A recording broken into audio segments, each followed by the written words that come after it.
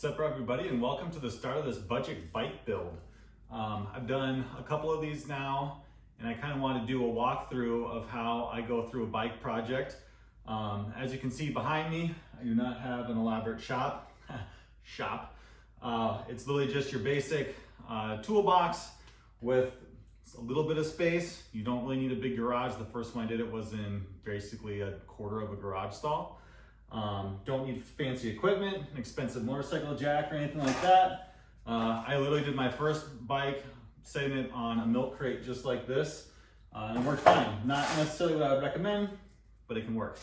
The point is I want to show how you can go through this without needing all the bells and whistles that you might see on other YouTube channels, and kind of walk through it to show that really anyone can build these bikes. The biggest part about it is just getting a good base bike to start with, having a lot of creative freedom, and then just working through kind of the pieces that you feel would go well with it. So we'll walk through that part of the process of how I generally pick out a bike to start it, and then go from the build from there. All right, so let's talk about how we start buying these bikes. For the first couple ones I've done, started with an XJ650. You can find the link right up here. But it was, I believe, a 1981 or 82 Yamaha Maxima XJ650. You can find them all over the place on Facebook Marketplace for usually around $700. So I wanted to start with a bike that I was pretty confident that either A, I could get working, or B, if I couldn't, I'm not out a whole bunch of money. I don't want to work on, multi-$1,000 Harleys right off the bat, especially when I'm learning how to build. So what I try to do is find a good runner.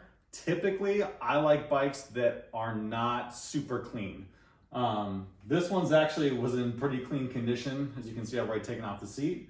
But the tank's pretty much free of dents. There are little rust spots, but we're gonna finish that out later.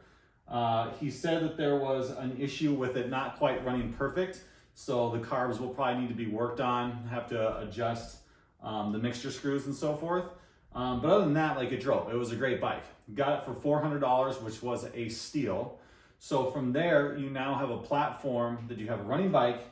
I know the model is kind of what I was looking for. It's a CM400E. I want a CM400T because I'm making a scrambler, but the E is fine. The only real big difference is some of the components. So it came with drum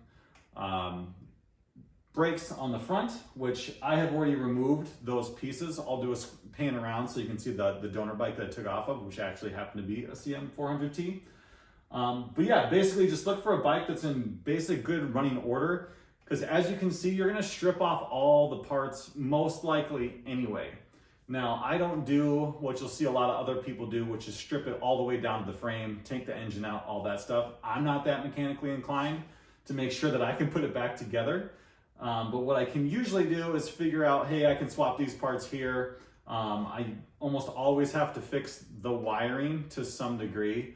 I've had other projects where literally someone tried to build it themselves, probably gave up on the wiring and figured the bike was a total loss, which it wasn't. It just required some new hookups. So anyway, browse your local Facebook Marketplace, Craigslist, wherever it may be. If it's your first bike, I really, really recommend sticking to under $600-700 for your first bike. But yeah, you can make some crazy cool bikes for really not that much money. As you can maybe see in the background there, I have my Shadow that I built. That bike I think was $1,200 when I got it used. And I want to say I put in maybe another $400 or $500 worth of parts into it. So under $2,000 for the whole parts build. Not that much money. Now you are going to have to put in a lot of extra time, but that's kind of the whole point. You're building a bike. So with this one, I want to do, like I said, a scrambler. So a lot of it is going to be getting rid of all the bulk that used to be on here. As you can see, the front headlight's gone, gauge is gone. This one came with a windshield that's gone.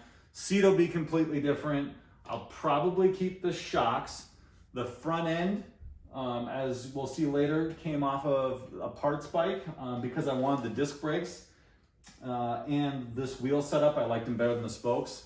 Spokes to me are just kind of a pain in the butt for me to like want to paint, just because you have to do a lot more sanding. So I'm not really about that life. I'll probably do something with the exhaust. Again, electrical, get it all cleaned up. But yeah, as you'll see, we'll go start taking it apart and kind of walk through it.